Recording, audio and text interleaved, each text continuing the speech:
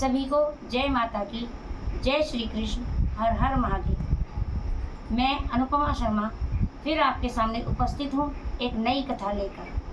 पसंद आए like, subscribe, comment, share करना बिल्कुल ना भूलें। एक थे सदन कसाई। उनका पीढ़ी दर पीढ़ी व्यवसाय था मांस बेचना। परंतु सदन को मांस बेचना अच्छा नहीं लगता था, क्योंकि उनका जो ध्यान रहता था हर समय भगवान के चिंतन में ही रहता था, हरि कीर्तन में ही रहता था। परंतु उस कारोबार को चलाना उनकी मजबूरी थी। तो उनके पास एक चमकीला काले रंग का पत्थर था। तो वो मांस तोड़ते समय तराजू में एक साइड उस पत्थर को रखते थे, जिन्हें भगवान शालिग्राम कहते हैं, और दूसरी साइड वो मांस को रखते थे। परंतु सदन को ये नहीं पता था कि ये भगवान शालिग्राम है। एक दिन उनकी दुकान के सामने से एक साधु महात्मा जा रहे थे। उन्होंने देखा कि भगवान शालिग्राम और मांस विक्रेता की दुकान में। तो उन्होंने सदन से कहा कि ये काले रंग का चमकीला पत्थर आप मुझे दे दीजिए। तो उन्होंने खुशी खुशी महात्मा जी को वो पत्थर दे दिया, यानी कि भगवान शालिग्राम जी दे दिया। साधु महात्मा उनको अपने घर ले गए आदर पूर्वक, और विधिवत तरीके से पूजा अर्चना की, पुष्प आदि चढ़ाए, पंचामृत से स्नान करा, गंगा जल से स्नान कराया।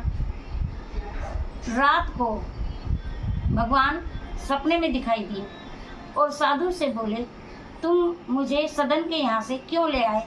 मुझे तो वहीं पर बहुत अच्छा लगता था, जब वो मुझे बहुत प्यार से हाथ में उठाता था और रखता था। आप मुझे वहीं पर छोड़कर आ जाओ।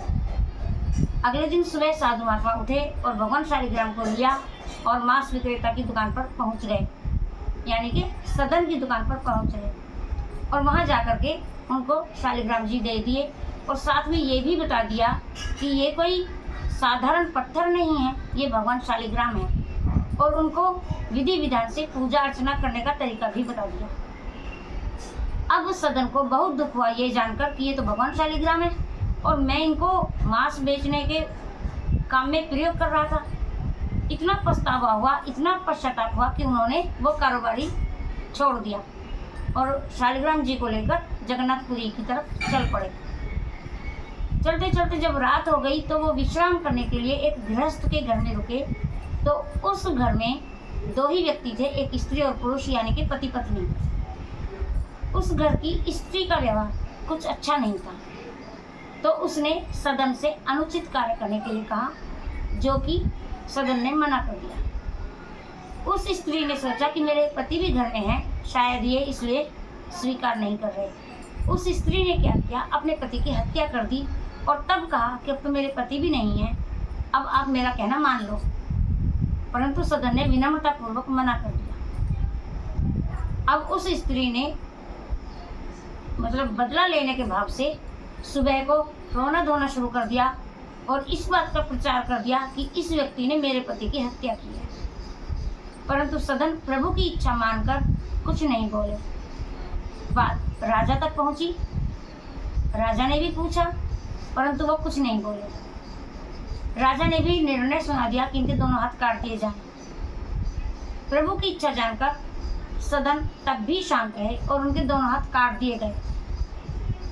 अब वो फिर चले जगन्नाथपुरी की तरफ। तो भगवान जगन्नाथ ने पंडितों से कहा कि मेरा भक्त सदन आ रहा है, पालकी लेकर जाओ और उसे आदर पूर्वक लेकर आओ।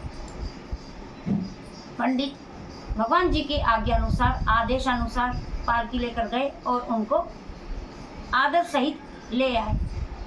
जब सदन कसाई ने, भक्त सदन ने जब जगन्नाथपुरी में जाकर दोनों हाथ उठाकर जयकारा लगाया तो उनके दोनों हाथ ठीक हो गए। हाथ ठीक हो गए, परंतु मन में एक सवाल रह गया कि जब मैं निर्दोष था तो मेरे दोनों हाथ क्यों कटे? भगवान जगन्नाथ ने उत्तर दिया कि पूर्व जन्म में वो स्त्री एक गाय थी और उसका पति एक कसाई था। वो कसाई उस गाय को मारना चाहता था और वो गाय अपने प्राण बचाने के लिए वहां से भागकर जा रही थी। तुमने दोनों हाथों से उस गाय को रोका और तुम्हारे कारण उस गाय का वध हुआ, तो इस जन्म में वो गाय उस कसाई की पत्नी बनी और वही कसाई उसका पति बना। तो उस स्त्री ने पत्नी बनकर पूर्व जन्म का बदला लिया और तुम्हारे दोनों हाथ इसीलिए काटे गए क्योंकि तुमने भी दोनों हाथों से उस गाय को रोका था। कहने का अर्थ यही है कि